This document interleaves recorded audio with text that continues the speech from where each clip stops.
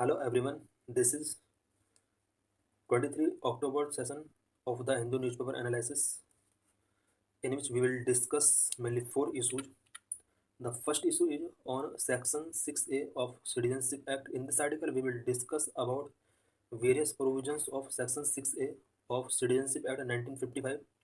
The second issue is the job crisis undermines state legitimacy. In this article we will discuss about unemployment rate in various states of India. And the third issue is IMF readings India's growth projection at 7% for financial year 25. In this article, we will discuss about latest IMF projections related to India's economic growth.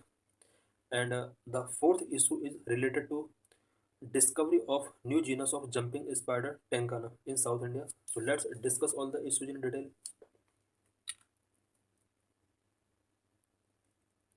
In a landmark verdict, Supreme Court of India upheld the constitutional validity of Section 6A of Citizenship Act 1955. In this article, we will discuss about what is Section 6A of Citizenship Act 1955 and what is Assam Accord 1955 and what are various provisions of Section 6A of Citizenship Act 1955. So let's discuss all the issues in detail. In a landmark ruling, a constitutional bench of Supreme Court on October 18 upheld the constitutional validity of Section 6A of the Citizenship Act 1955.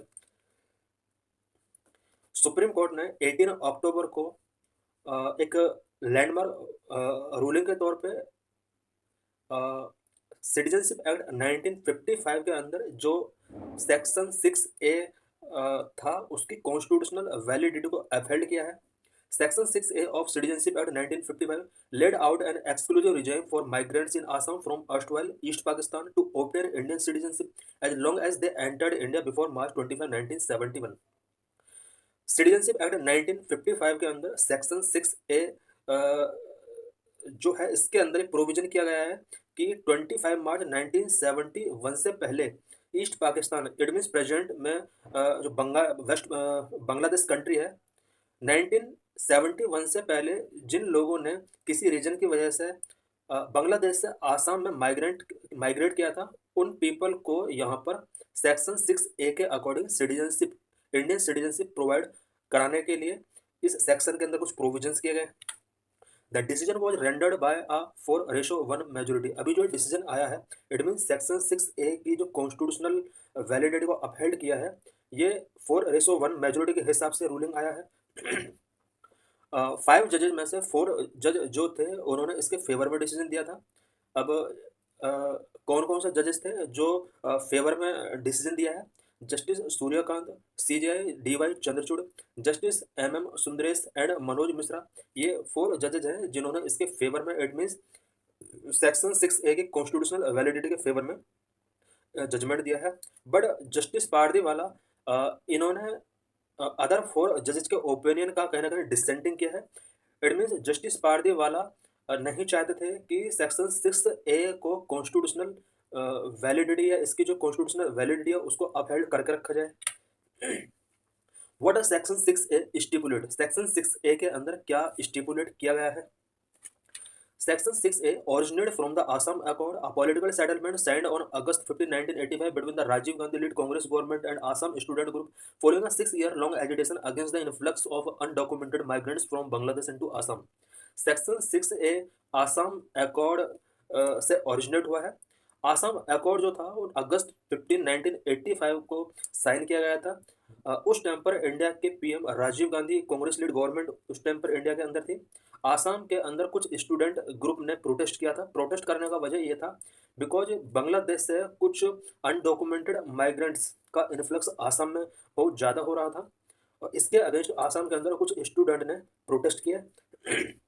Government of India और Assam student group के बीच में एक Assam accord sign किया जाता है और ये जो साइन किया जाता है अगस्त 15 1985 को किया जाता है. इसी को आसाम अकॉर्ड के नाम से जाना जाता है. इसी के अंदर सेक्शन 6A का प्रोविजन किया गया.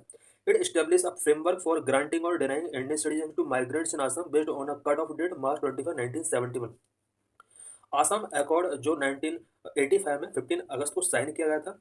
इस अकॉर्ड के अंदर ये प्रोविजन किया गया है कि मार्च 25 1971 से पहले जितने भी बांग्लादेशी आसाम के अंदर माइग्रेट किए हैं उनको सिटीजनशिप दी जाएगी, ग्रांटिंग की जाएगी, उन्हें डिनाई किया जाएगा। इससे रिलेटेड प्रोविजन सेक्शन 6A के अंडर किए गए हैं। The date marked the onset of the genocide in East Pakistan leading to the Bangladesh Liberation War and eventual creation of Bangladesh।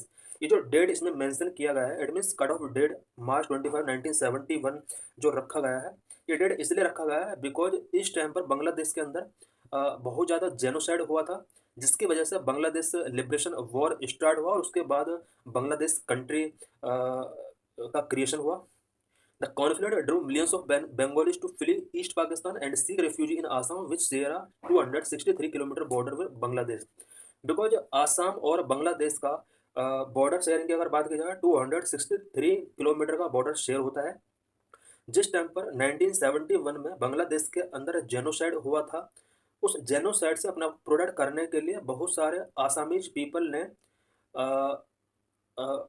Assam जैसे स्टेट में अपने आप को रिफ्यूज किया। Accordingly all those who entered the state after March 25 1971 would be treated as foreigners and deported in accordance with the law। मार्च 25 1971 के बाद बांग्लादेश के किसी भी पर्सन ने अगर आसाम एंटर किया है उसको फॉरेनर्स डिक्लेयर किया जाएगा और उसको अकॉर्डेंस विद लॉ डिपोर्टेड कर दिया जाएगा। बट 25 मार्च 1971 से पहले जिन बांग्लादेशी पीपल ने आसाम के अंदर एंटर किया था उन्हें इंडिया की सिटीजनशिप यहाँ पर देने का प्रोविजन किया गया है सेक्शन 6A के under. Why was it challenge and what were supreme court ruling. Supreme court के अंदर इस सेक्शन 6A को क्यों चैलेंज किया गया, आखिर क्या क्या इसमें ऐसे इश्यूज थे जिसकी वजह से इसको चैलेंज किया गया, उन इश्यूज को सुप्रीम कोर्ट ने कैसे डील किया, उससे रिलेटेड कुछ पॉइंट्स हम यहाँ पर डिस्कस करेंगे।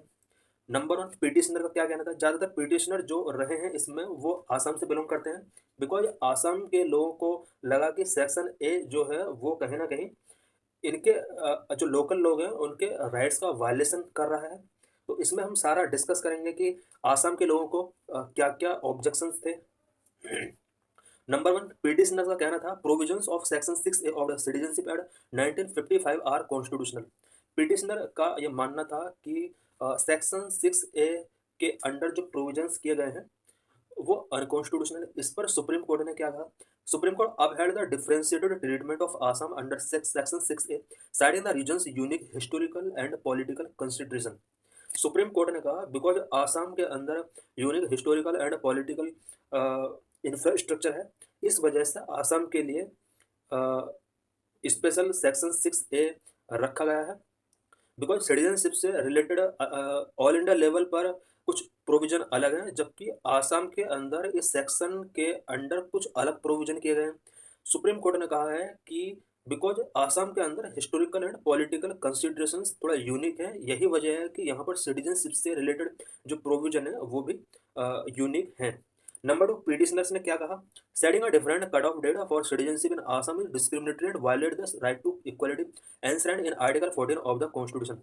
पिटिशनर्स ने आर्गूमेंट किया कि जिस तरह से सेक्शन 6A के under cut off date different है स्पेशली आसाम के लिए, ये आसाम के पीपल के लिए कहीं ना कहीं डिस्क्रिमिनेटरी है और राइट टू इक्वालिटी जो हमें फंडामेंटल राइट के तौर पर कॉन्स्टिट्यूशन में आर्टिकल 14 के अंडर मिला हुआ है, ये कहीं ना कहीं इसका वायलेशन है। इस पर सुप्रीम कोर्ट ने क्या कहा, provision does not violate the equality clause under article 14 as it represents Parliament's careful balancing act between its humanitarian approach toward Bangladeshi immigrants and the significant strain their mass exodus has imposed on Assam's economic and cultural resources।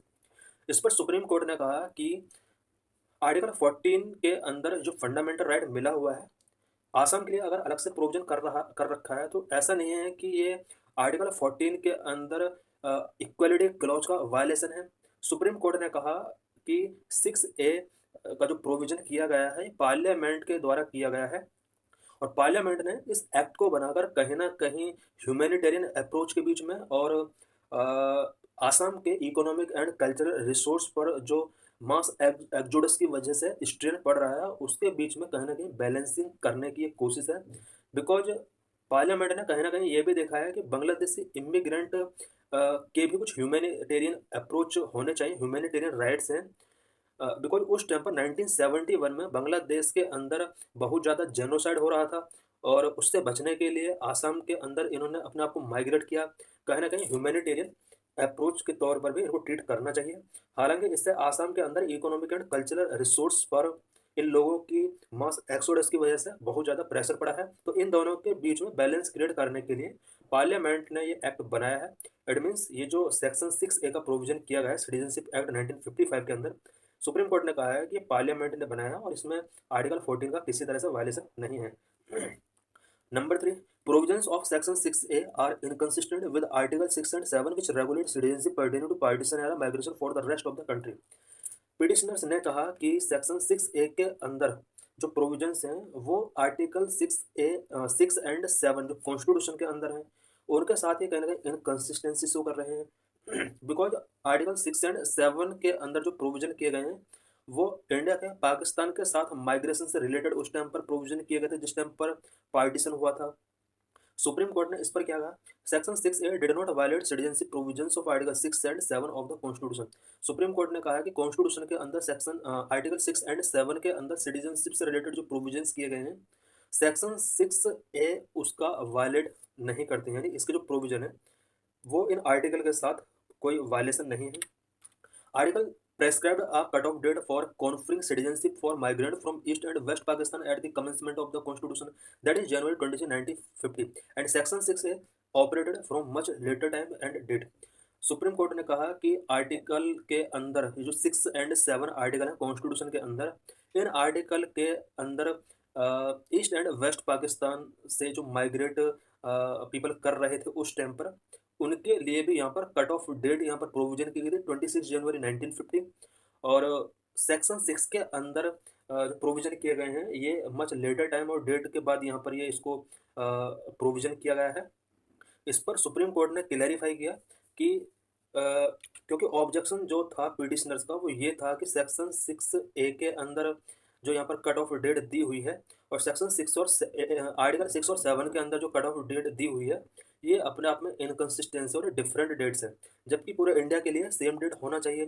Pakistan या बांग्लादेश के साथ, because Bangladesh Pakistan का part था, यहाँ से बहुत सारे people उस टाइम पर भी माइग्रेट कर रहे थे। उनके लिए जो जिस टाइम पर हमारा पार्टीशन हुआ था उस टाइम पर जो डेट फिक्स कर दी गई आर्टिकल 6 और 7 में वो 26 जनवरी 1950 यहाँ पर फिक्स कर दी गई। इट मीन्स जनवरी 1950 तक जिसको माइग्रेट करना था वो कर सकते थे, जिसको नहीं करना इसके बाद वो नहीं कर सकते थे। आर्टिकल 6 के अंदर क्या प्रोविजन है, आर्टिकल 7 के अंदर क्या प्रोविजन है, इससे रिलेटेड पॉइंट्स हम यहाँ पे डिस्कस करेंगे। Article 6 grants citizenship to individuals who migrated to India from Pakistan before July 1948 provided they have resided in the country since then. Article 6 के अंदर ये प्रोविजन किया गया है कि 19 जुलाई 1948 से पहले जिन्होंने पाकिस्तान से इंडिया में माइग्रेट कर लिया है उन्हें इंडिया की सिटीजनशिप इजीली दे दी जाएगी, बट इसके बाद अगर किसी ने एंटर किया है तो उन्हें सिटीजनशिप नहीं दी जाएगी।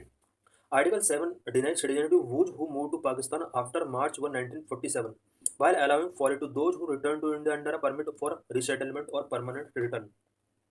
आर्टिकल 7 के अंदर क्या प्रोविजन किया गया, आर्टिकल 7 के अंदर ये प्रोविजन किया गया है कि जिन्होंने मार्च 1, 1947 के बाद पाकिस्तान इंडिया से पाकिस्तान के लिए माइग्रेट कर लिया है उन्हें सिटीजनशिप नहीं दी जाएगी।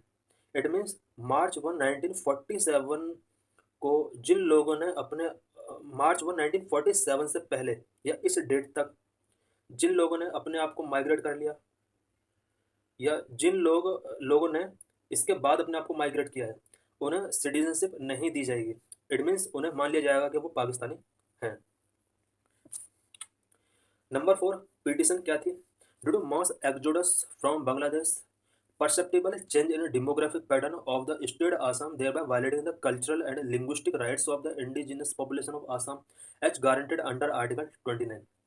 फोर्थ पिटिशन ये था कि बांग्लादेश से जिस तरह से मास एक्सोडस आसाम के अंदर हो रहा था इससे आसाम की डेमोग्राफिक पैटर्न काफ़ी चेंज हो रही थी, इसलिए इन्होंने ये आर्गूमेंट किया कि आसाम की जो अपनी कल्चरल एंड लिंग्विस्टिक राइट्स हैं पीपल के उनका वायलेशन हो रहा है और कल्चरल एंड लिंग्विस्टिक राइट को प्रोटेक्ट करने का आर्टिकल 29 के अंदर सभी को राइट है।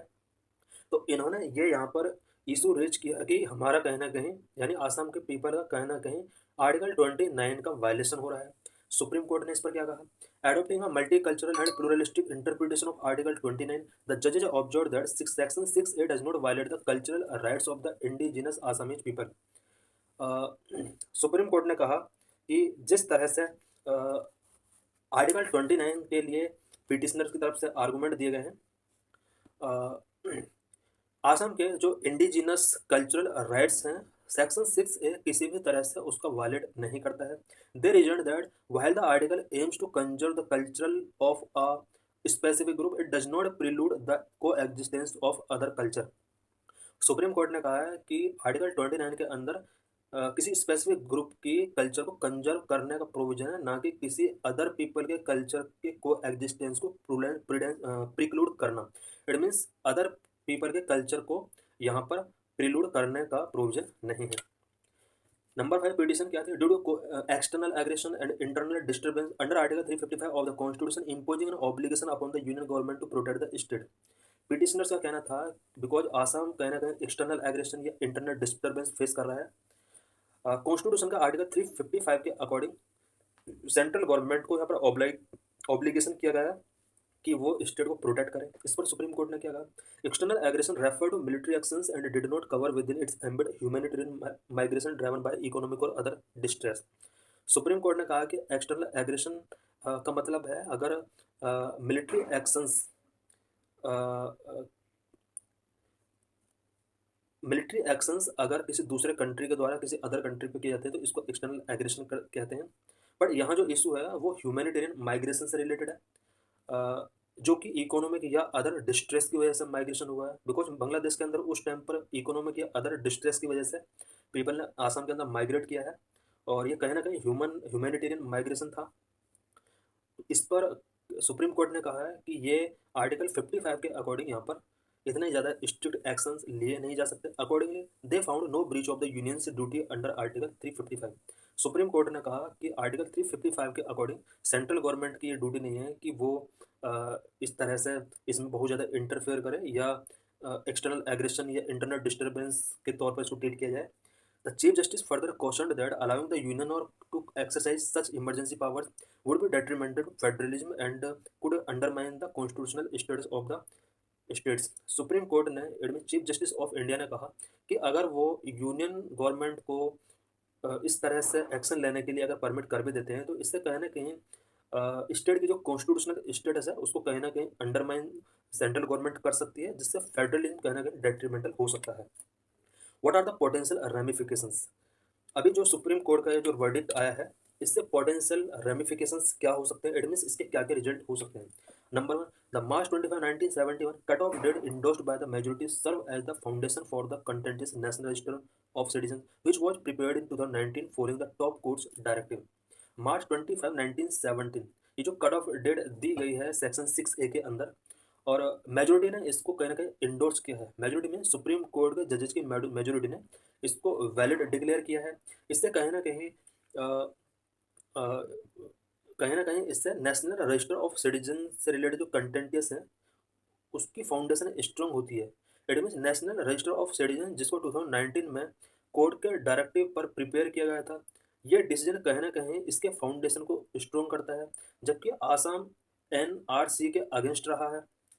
Although the register is yet to be implemented, it had identified 19 lakh resident, 5.77% of Assam population as potential non-citizens. हालांकि ये जो NRC है इसको अभी फुली तरीके से इम्प्लीमेंट नहीं किया गया है। आसाम के अंदर इसके थ्रू काउंटिंग किया गया था पीपल का, जिसमें 19 लाख से ज़्यादा रेसिडेंट को यहाँ पर इलीगल आइडेंटिफाइड किया गया था। 19 लाख पॉपुलेशन बहुत ज़्यादा है। आसाम की ओवरऑल पॉपुलेशन का 5.77% ये पॉपुलेशन है। This ruling bolstered the long-standing demand of Assamese organization to repeal the controversial Citizenship Amendment Act 2019 CAA, which set December 31, 2014 as the cutoff date for granting citizenship to non-Muslim migrants who illegally entered India from Bangladesh, Afghanistan and Pakistan. Supreme court का जो ये ruling आया है ये Assamese organisation के लिए एक long standing demand को यहाँ पर ये बॉलिस्टर करेगा। आसामीज ऑर्गेनाइजेशन का डिमांड है कि CAA सिटीजनशिप अमेंडमेंट एक्ट 2019 के अंदर कुछ कंट्रोवर्शियल प्रोविजंस हैं उसको रिपील किया जाए, ऐसा इनकी डिमांड है। और इसके अंदर यानी CAA के अंदर जो कट ऑफ डेट दी गई है वो दिसंबर 31 2014 दिया गया है। CAA के अंदर ये प्रोविजन किया गया है कि 3 कंट्रीज बांग्लादेश, अफगानिस्तान एंड पाकिस्तान से इलीगली एंटर करने वाले नॉन मुस्लिम पीपल जितने भी हैं इंडिया के अंदर जिन्होंने एंटर किया है 31 दिसंबर 2014 से पहले, उनको इजीली सिटीजनशिप इंडिया की दे दी जाएगी। आसामीज लोगों को ये डर है कि इन सभी को कहीं आसाम के अंदर ना बसा दिया जाए, क्योंकि पहले से ही वहाँ पर बहुत ज़्यादा उनकी कल्चर को बहुत ज़्यादा थ्रेट हो रहा है। ये उनके लिए एक डर है। तो इस तरह से सुप्रीम कोर्ट का जो जजमेंट आया है ये कहीं ना कहीं सिटीजनशिप अमेंडमेंट एक्ट 2019 के कंट्रोवर्शियल प्रोविजंस को रिपील करने के लिए जो आसामीज ऑर्गेनाइजेशन के लिए डिमांड की जा रही है, ये रूलिंग कहीं ना कहीं उन डिमांड को लॉन्ग स्टैंडिंग करने वाला है। What is the current unemployment rate in India? In this article, we will discuss about what are the various reasons of high unemployment rate in India. So let's discuss all the issues in detail.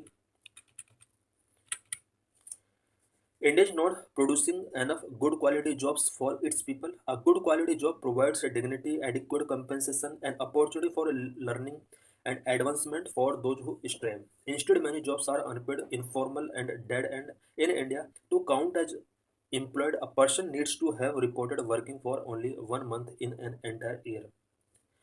India के अंदर good quality jobs producing नहीं हो रही हैं। Good quality job का मतलब है कोई ऐसी जॉब जिसमें डिग्निटी प्रोवाइड की जाती है, एडिक्वेट कंपेंसेशन प्रोवाइड की जाती है लोगों को, लर्निंग एंड एडवांसमेंट के लिए अपॉर्चुनिटीज लोगों को प्रोवाइड की जाती हैं। इसकी जगह इंडियन पीपल इनफॉर्मल सेक्टर में या अनपेड वर्क उनको करना पड़ रहा है। इंडिया के अंदर एक जो सबसे बैड प्रोविजन है वो ये है कि एंटायर ईयर के किसी 1 मंथ के अंदर अगर किसी पीपल ने वर्किंग किया है तो उसको एम्प्लॉयड मान लिया जाता है। The lack of quality unemployment the lack of quality employment particularly among the youth is a ticking time bomb that threatens just not our economy but the very legitimacy of our state. Quality employment अगर लोगों को नहीं मिल पाता है, specially youth को अगर quality employment नहीं मिल पाता है, तो ये एक टिकिंग टाइम बॉम्ब की तरह है। इससे ना सिर्फ इकोनॉमी थ्रेटन होती है बल्कि किसी भी कंट्री के स्टेट की लेजिटिमेसी यहाँ पर थ्रेट होती है।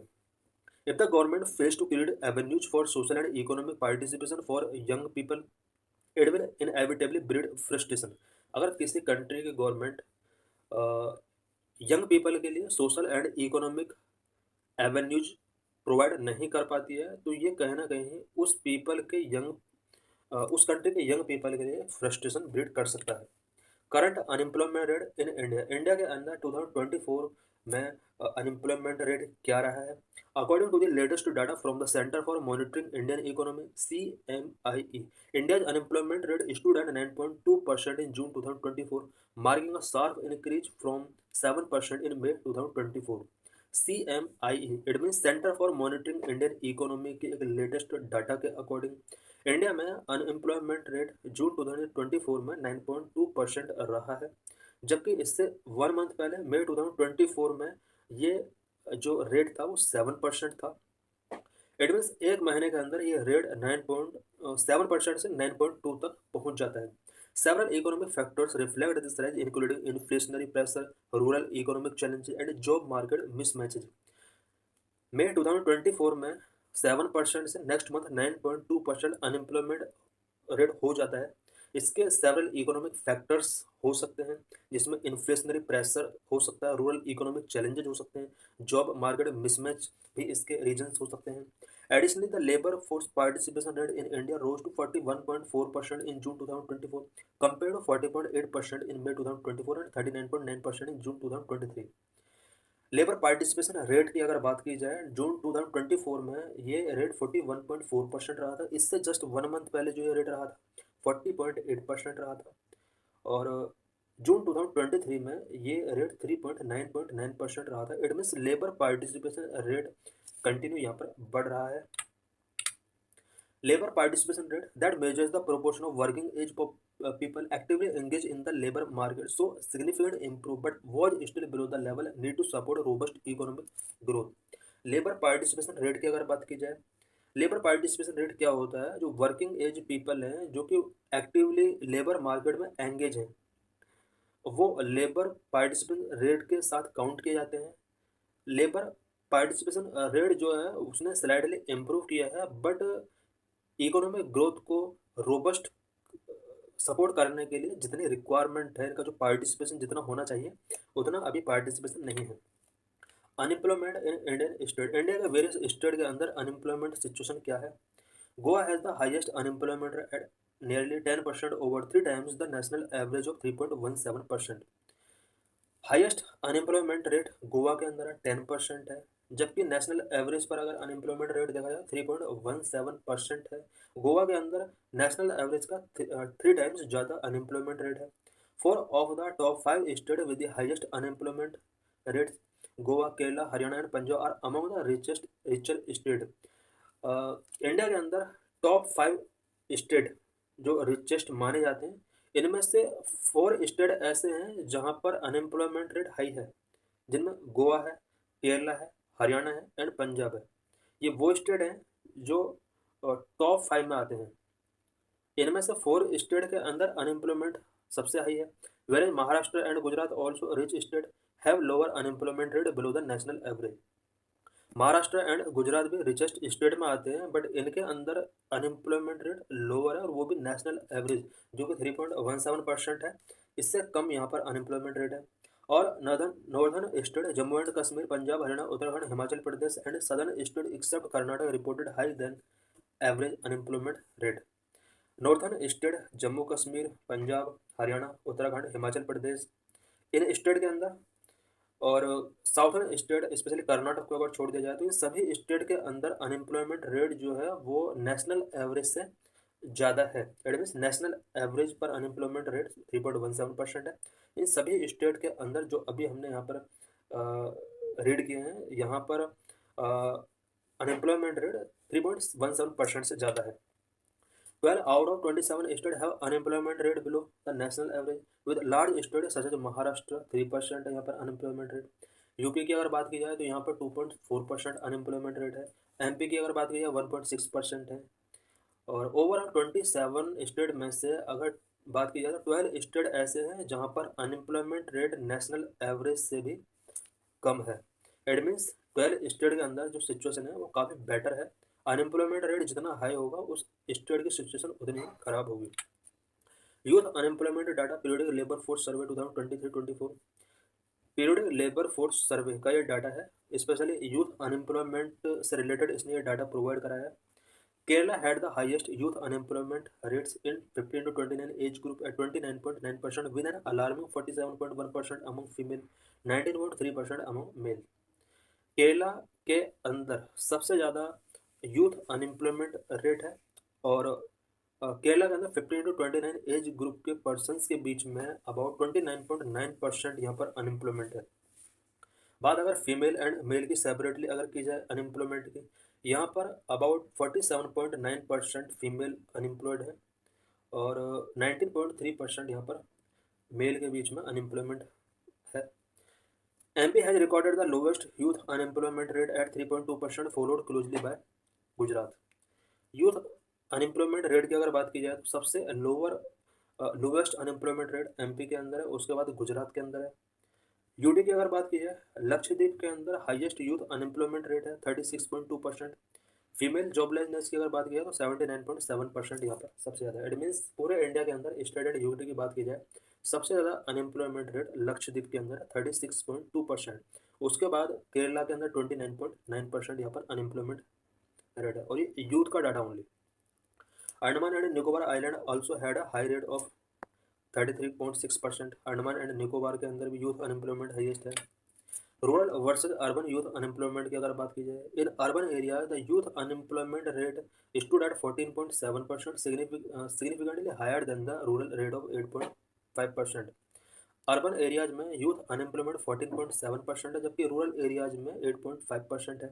फीमेल अनएम्प्लॉयमेंट की बात की जाए, अर्बन में 20.1% यूथ फीमेल अनएम्प्लॉयड है, जबकि रूरल एरिया में 8.2% है। This is graphical representation of unemployment across Indian state. Indian state का अनएम्प्लॉयमेंट यहाँ पर ये ग्राफिकली यहाँ पर दिखाया गया है। सबसे ज़्यादा अनएम्प्लॉयमेंट रेट गोवा के अंदर है और ये लगभग 10% तक पहुँच रहा है। उसके बाद केरला की अगर बात करें तो केरला सेकंड नंबर पे आ रहा है। केरला के अंदर लगभग 7% से कम है। हरियाणा की बात की जाए, पंजाब की बात की जाए, उसके बाद मेघालय है। इन स्टेट के अंदर अनएम्प्लॉयमेंट रेट सबसे ज़्यादा है। सबसे कम की अगर बात की जाए त्रिपुरा है, बिकॉज यहाँ पर पॉपुलेशन भी कम है। एमपी के अंदर अनएम्प्लॉयमेंट रेट कम है। What are reasons behind unemployment in India? India के अंदर अनएम्प्लॉयमेंट के क्या क्या रीजन्स हैं? Main causes of unemployment, number one, big population. India की पॉपुलेशन बहुत बिग है, इस वजह से यहाँ पर अनएम्प्लॉयमेंट रेट बहुत ज़्यादा बढ़ रहा है।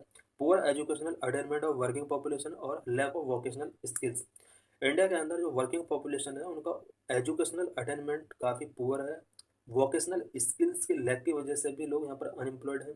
Labour intensive industries experiencing a downturn private investment specially after demonetisation.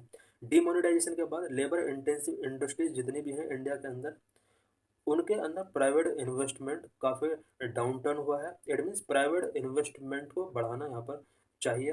Transition between the three sectors is challenging due to the poor productivity in the agriculture sector and the lack of alternative for the agricultural employees.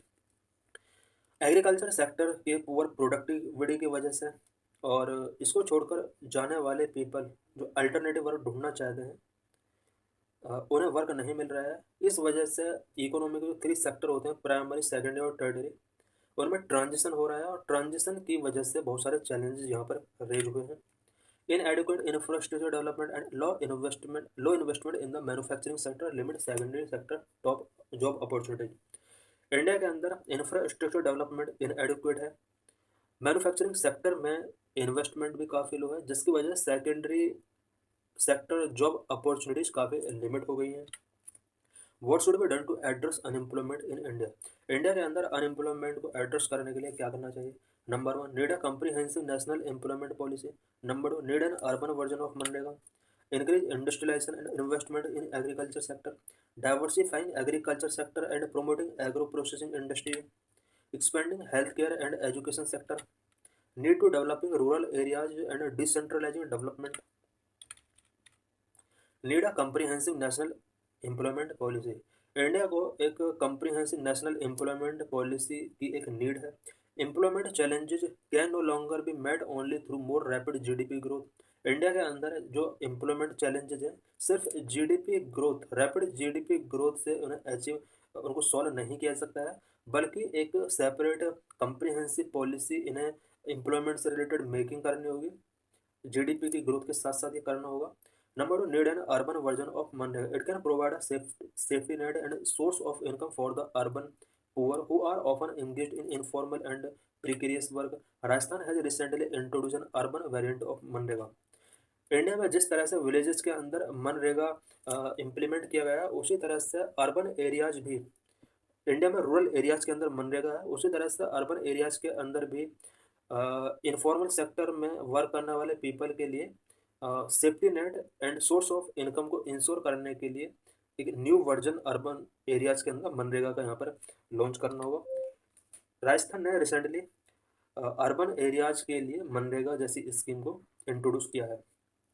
Number three, increase industrialisation and investment in agriculture sector. Agriculture sector में investment को boost करना होगा, industrialisation को increase करना होगा। It can create more jobs and boost productivity. India के अंदर अगर इंडस्ट्रियलाइजेशन इंक्रीज किया जाता है, एग्रीकल्चर सेक्टर में इन्वेस्टमेंट को बढ़ाया जाता है, तो इससे लोगों के लिए जॉब अपॉर्चुनिटीज बढ़ेंगे, साथ में प्रोडक्टिविटी भी यहाँ पर बढ़ेगी। Increase number of industries can increase number of employment opportunities.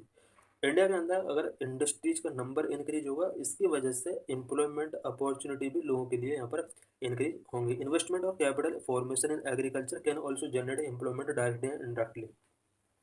Agriculture sector में अगर इन्वेस्टमेंट या कैपिटल फॉर्मेशन को इंक्रीज किया जाता है, इससे एम्प्लॉयमेंट डायरेक्टली और इनडायरेक्टली जनरेट हो सकता है। Number four, diversifying agriculture sector and promoting agro processing industries. India के अंदर एग्रीकल्चर सेक्टर को डाइवर्सिफाई करना होगा। एग्रो प्रोसेसिंग इंडस्ट्रीज जितनी भी हैं इंडिया के अंदर, इनको प्रमोट करना होगा। It can enhance rural income and employment opportunities. इससे इंडिया के अंदर rural income and employment opportunity काफ़ी बढ़ सकती है। For this there is an urgent need for a relative shift from growing of crop to horticulture, floriculture, vegetable production, animal husbandry, fisheries, etc., which are more labor absorbing and higher income yielding। अगर India के अंदर rural income और employment opportunities को अगर बढ़ाना है तो इसके लिए क्रॉप ग्रोइंग के जगह पर हमें एक अल्टरनेटिव्स देखने होंगे। अभी तक इंडिया के अंदर जिस तरह से क्रॉपिंग किया जाता रहा है, नॉर्मल क्रॉपिंग, इसकी जगह horticulture, floriculture, vegetable production, animal husbandry, fisheries जैसे सेक्टर को यहाँ पर बूस्ट करना होगा। ये जो एक्टिविटीज़ हैं ये काफ़ी लेबर एब्जॉर्बिंग है, इससे हायर इनकम याइल्ड किया जा सकता है। Promotion of agro-processing industries for export purpose has a large employment potential.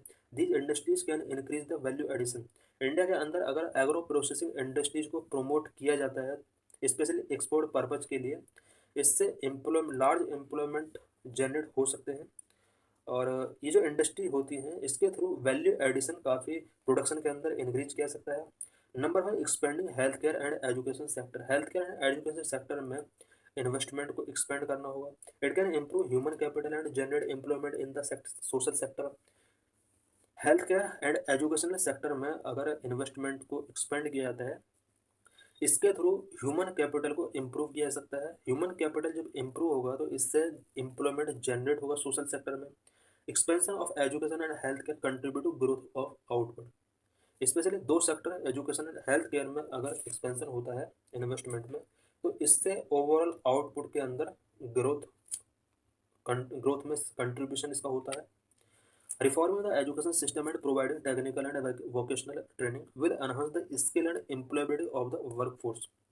Education system में अगर रिफॉर्म किया जाता है, टेक्निकल एंड वोकेशनल ट्रेनिंग का यहाँ पर प्रोविजन किया जाता है, इससे एम्प्लॉयज़ की यहाँ पर स्किल को एनहांस किया जा सकता है और उनकी एम्प्लॉयबिलिटी को बूस्ट किया जा सकता है। Vocational and technical training can help the student acquire the skill and knowledge required for specific industries and occupation. Vocational and technical training जो होता है इसको थ्रू स्टूडेंट को स्किल एंड नॉलेज दी जा सकती है और ये स्किल और नॉलेज जो होगी ये स्पेसिफिक इंडस्ट्रीज या ऑक्यूपेशन में कहीं ना कहीं इनको सपोर्ट कर सकती है। This can reduce the mismatch between the demand and supply of skilled labour and improve the productivity and competitiveness of the economy. अगर skilled workers industries and occupation में पहुंचेंगे तो इसके थ्रू डिमांड एंड सप्लाई का जो mismatch है specially skilled labour को लेकर वो मिसमैच काफ़ी हद तक रिड्यूस हो सकता है और इससे इकोनॉमी के अंदर प्रोडक्टिविटी एंड कॉम्पिटिटिवनेस इंप्रूव हो सकता है। Number 7, need to developing rural areas and decentralising development. Rural areas के अंदर डेवलपिंग को बूस्ट करना होगा और डेवलपमेंट को कहीं ना कहीं डिसेंट्रलाइज करना होगा। It can reduce the migration pressure on urban areas and create a more balanced growth. India के अंदर जो सबसे बड़ी प्रॉब्लम है वो अर्बन एरियाज में रूरल की तरफ से हो रहा माइग्रेशन है। अगर इंडिया के अंदर रूरल एरियाज को डेवलप कर दिया जाएगा तो इससे जो है माइग्रेशन है वो काफ़ी हद तक कम हो सकता है और बैलेंस्ड ग्रोथ इंश्योर किया जा सकता है। Development of the rural areas can help mitigate the migration of the rural people to the urban areas, which help in decreasing the pressure on the urban area jobs। Because आज urban area jobs पर काफ़ी pressure है। इसका सबसे बड़ा वजह यह है कि रूरल डेवलपमेंट अभी उतना ही है। रूरल की तरफ से अर्बन एरियाज में पीपल का जॉब के लिए वर्किंग के लिए माइग्रेशन बहुत हाई लेवल पर होता है जिसकी वजह से अर्बन एरियाज में जॉब सेक्टर पर बहुत ज़्यादा प्रेशर है। Decentralized development can also ensure that the benefit of the growth are shared more equitably among different sectors and region। Decentralized development अगर होगा इंडिया के अंदर तो इससे ग्रोथ का benefit different sectors and regions तक इक्विटेबली शेयर किया जा सकता है। इट मीन्स सोसाइटी के एवरी सेक्टर तक एवरी रीजन तक डेवलपमेंट शेयर किया सकता है, इंश्योर किया जा सकता है अगर इंडिया के अंदर डिसेंट्रलाइज्ड डेवलपमेंट होगा। This can also foster local participation and empowerment of people. इसके थ्रू इनमें डिसेंट्रलाइज्ड डेवलपमेंट अगर किया जाता है तो इसके थ्रू लोकल पार्टिसिपेशन को यहाँ पर बूस्ट किया जा सकता है। International monetary fund upgrades India GDP forecast to 7% for 2024-25। In this article, we will discuss about India's growth rate।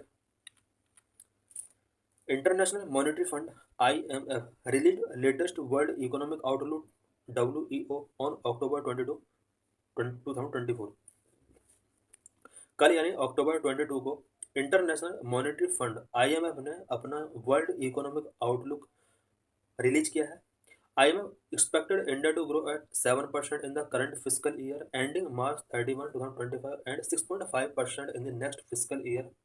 IMF ने ये एक्सपेक्ट किया है कि करंट फाइनेंशियल ईयर में इंडिया का जो ग्रोथ रहेगा वो 7% रहने का एक्सपेक्ट इसने किया है। नेक्स्ट फाइनेंशियल ईयर में इंडिया का जो ग्रोथ रेट रह सकता है वो 6.5% रह सकता है। World output was expected to grow at 3.2% in 2024 as well as 2025। IMF ने वर्ल्ड ग्रोथ यहाँ पर 3.2% एक्सपेक्ट किया है। This is graphical representation of growth decelerate. India के अंदर ग्रोथ किस तरह से 2023 के बाद डाउन हुआ है उससे रिलेटेड ये ग्राफ है। India's growth rate in 2023 and its projected growth rate in 2024-25 as per the International Monetary Fund's World Economic Outlook Report। World economic outlook report जो रिलीज किया जाता है वो IMF के द्वारा किया जाता है। ग्राफ में हम देख सकते हैं कि 2023 में इंडिया का जो ग्रोथ रेट था वो 8% से हाई था, 8.2% तक यहाँ पर पहुँच गया था। उसके बाद ये ग्रोथ रेट कंटिन्यू 2024-25 में यहाँ पर दिख रहा है कि ये डाउन होने वाला है। About international monetary fund, international monetary fund जिसने ये रिपोर्ट रिलीज किया है उससे रिलेटेड कुछ पॉइंट्स हम यहाँ पर डिस्कस करेंगे। IMF is a United Nations specialized agency founded at the Bretton Woods Conference in 1944 in the aftermath of the Great Depression of 1930s। 1930s में ग्रेट डिप्रेशन पूरा वर्ल्ड फील कर रहा था। उसके बाद ब्रेटन वुड्स कॉन्फ्रेंस 1944 में conduct कराया जाता है। उसी कॉन्फ्रेंस में यहाँ पर IMF इस्टेब्लिश करने के लिए यहाँ पर कोशिश की गई और IMF इसके बाद बना दिया गया। IMF करंट में यूनाइटेड नेशंस की एक स्पेशलाइज्ड एजेंसी है। It is country composed of 190 member countries. IMF headquarter is in Washington DC। Current में IMF के 190 मेंबर कंट्रीज हैं। बात अगर हेडक्वार्टर की जाए तो इसका हेडक्वार्टर वाशिंगटन DC में है। What are the objective of IMF? IMF के मेन ऑब्जेक्टिव्स क्या क्या रहे हैं? Number 1, supporting global monetary cooperation. Global monetary cooperation को सपोर्ट करना इसका पहला ऑब्जेक्टिव है। Securing financial stability, financial stability को ये सिक्योर करना चाहता है पूरे वर्ल्ड की। इंटरनेशनल ट्रेड को फैसिलिटेट करना इसका ऑब्जेक्टिव रहा है। Promoting high employment and sustainable economic growth, world के सभी कंट्रीज को हाई एम्प्लॉयमेंट के लिए प्रोमोट करना, सस्टेनेबल इकोनॉमिक डेवलपमेंट के लिए प्रोमोट करना, रिड्यूसिंग पॉवर्टी, पॉवर्टी को रिड्यूस करना भी इसका एक जो ऑब्जेक्टिव रहा है। Through it's economic surveillance the IMF keeps track of the economic health of all member countries, altering them to risk and providing significant policy advice। IMF अपने economic surveillance के थ्रू सभी कंट्रीज की economic health को track करता रहता है और सभी कंट्रीज में इसके जो भी मेंबर कंट्रीज हैं उनकी हेल्थ इकोनॉमिक हेल्थ को ट्रैकिंग करता रहता है। ज़रूरत पड़ने पर यह सिग्निफिकेंट पॉलिसी एडवाइस भी कंट्रीज को प्रोवाइड कराता है और साथ में उस कंट्री के अंदर कोई इकोनॉमिक रिस्क है तो उस कंट्री को पहले से ही ये अलर्ट कर देता है। It also lend finance to countries facing balance of payment difficulty and provides technical assistance and training to help countries improve economic management.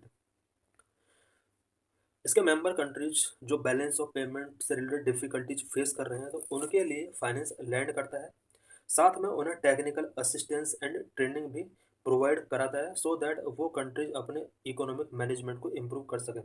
IMF funds are often conditional on recipient making reform to increase their growth potential and financial stability. IMF के जो fund होते हैं ये conditional होते हैं। Condition ये होती है कि जो रेसिपिएंट कंट्री है उसको शो करना होगा कि growth potential and financial stability उस कंट्री के अंदर इंक्रीज हो रही है, उसके अंदर उस कंट्री ने रिफॉर्म किए हैं, ये शो करना होगा। इस कंडीशन के साथ IMF फंड रिलीज करता है। स्ट्रक्चर ऑफ IMF का स्ट्रक्चर क्या है?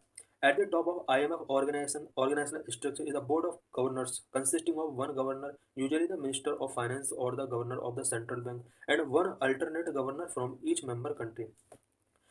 IMF के ऑर्गेनाइजेशन स्ट्रक्चर में जो टॉप बॉडी होती है वो बोर्ड ऑफ गवर्नर का होता है।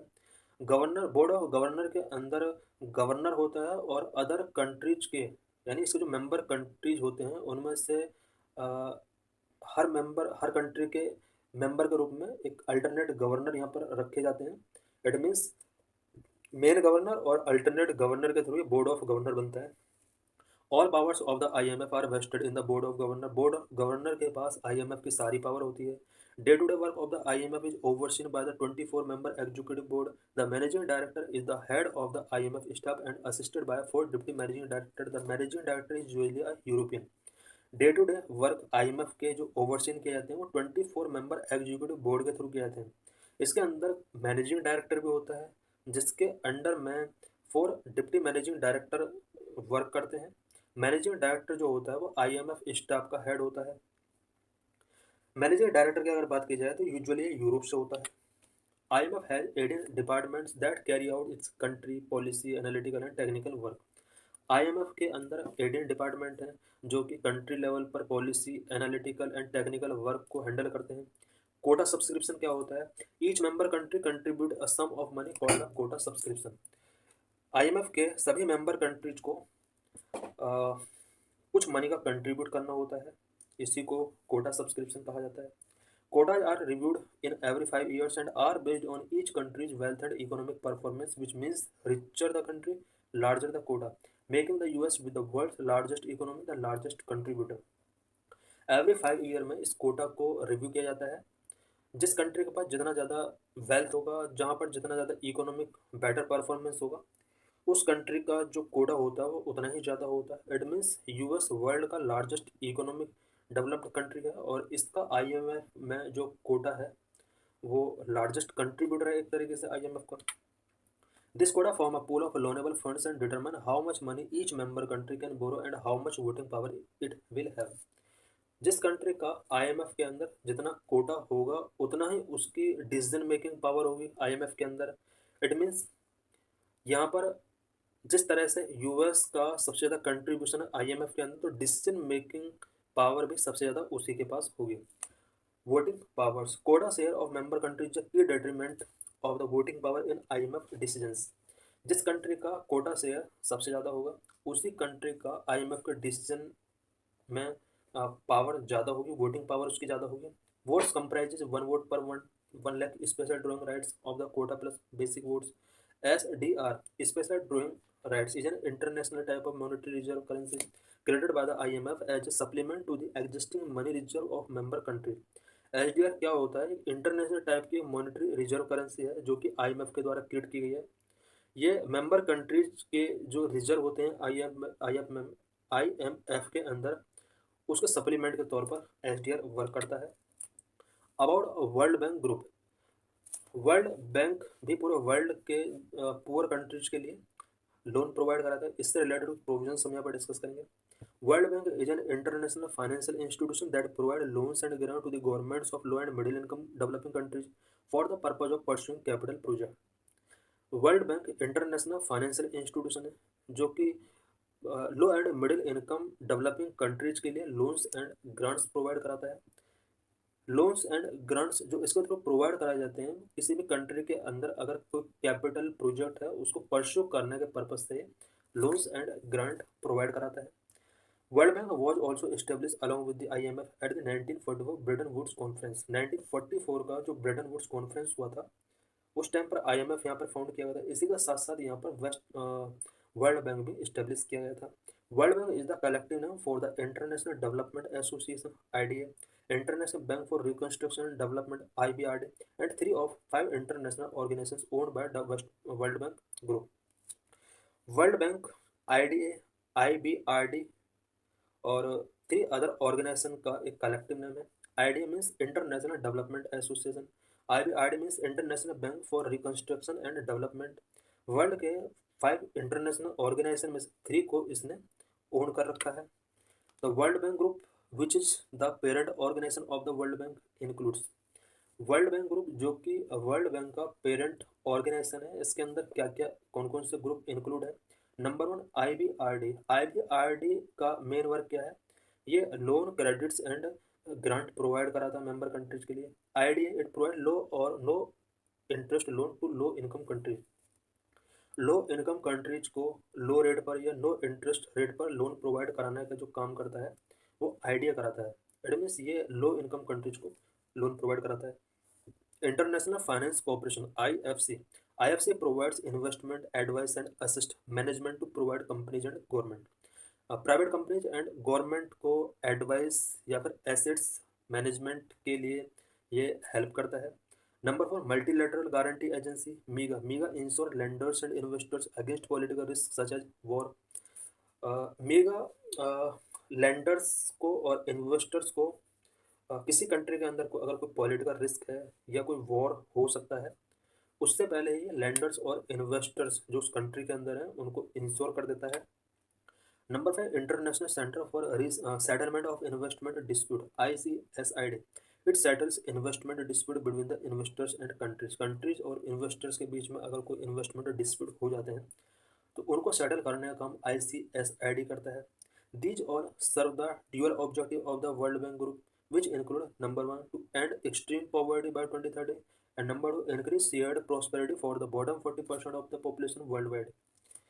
ये जितने भी अभी हमने 5 ग्रुप्स यहाँ पर पढ़े हैं ये वर्ल्ड बैंक ग्रुप के ड्यूअल ऑब्जेक्टिव्स को कंप्लीट करने में सर्विस प्रोवाइड कर रहे हैं। और वर्ल्ड बैंक के ड्यूअल ऑब्जेक्टिव्स क्या क्या हैं? पहला ऑब्जेक्टिव 2030 तक ये एक्सट्रीम पॉवर्टी को एंड करना चाहता है। दूसरा objective 40% bottom population world level पर जो है उसको कहीं ना कहीं प्रोस्पेरिटी शेयर करना इसका सेकेंड ऑब्जेक्टिव रहा है। As of 2022, the World Bank is run by President and 25 executive directors. IBRD and IDA have 189 and 174 member countries respectively. 2024-22 में वर्ल्ड बैंक के अंदर एक प्रेसिडेंट और 25 एग्जीक्यूटिव डायरेक्टर्स वर्ल्ड बैंक को रन कर रहे थे। बात अगर IBRD की जाए तो इसके अंदर 189 मेंबर हैं।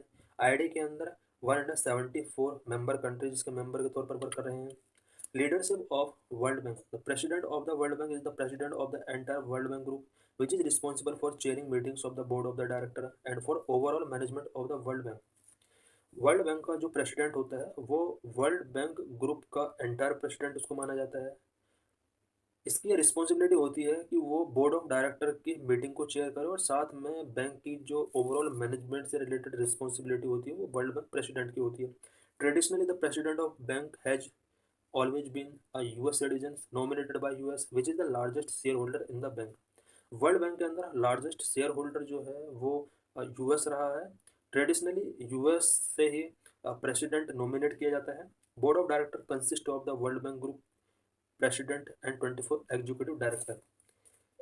वर्ल्ड बैंक ग्रुप के अंदर जो बोर्ड ऑफ डायरेक्टर होते हैं वो 25 एग्जीक्यूटिव डायरेक्टर होते हैं और एक इसमें वर्ल्ड बैंक प्रेसिडेंट होता है।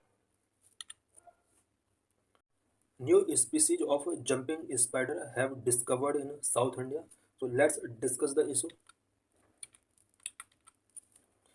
A team of archaeologists has discovered a new genus of jumping spider, Tenkana, found across southern India, encompassing two previously known species.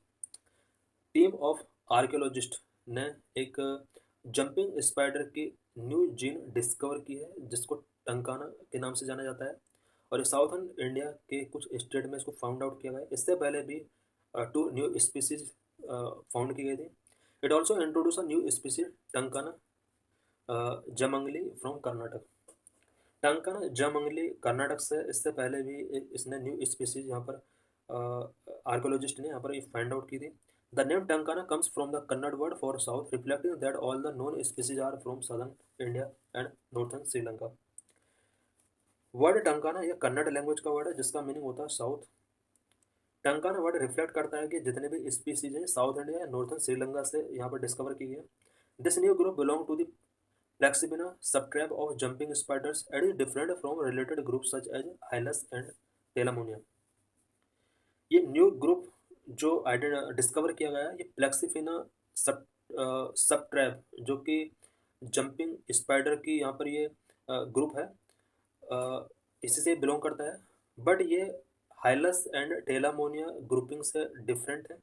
It means जो अभी न्यू स्पाइडर की स्पीसीज डिस्कवर की गई हैं वो हाइलस या टेलामोनिया ग्रुप से काफ़ी डिफरेंट है।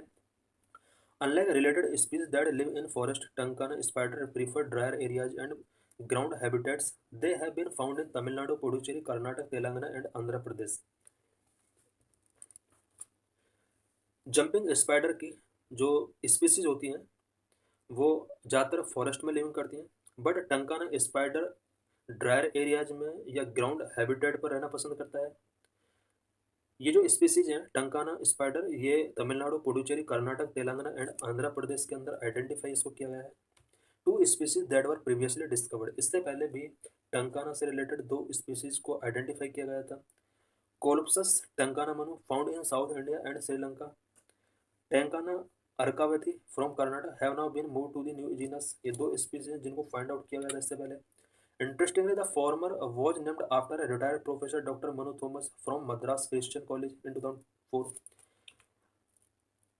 कोलोप्सस टंकाना मनु, ये जो नेम इसको दिया गया है ये former retired professor doctor Manu Thomas के नाम पर इसका नाम रखा गया है, जो कि मद्रास क्रिश्चियन कॉलेज में प्रोफेसर थे। Tankana Jayamangali named after the Jayamangali river in Karnataka where it was first scene.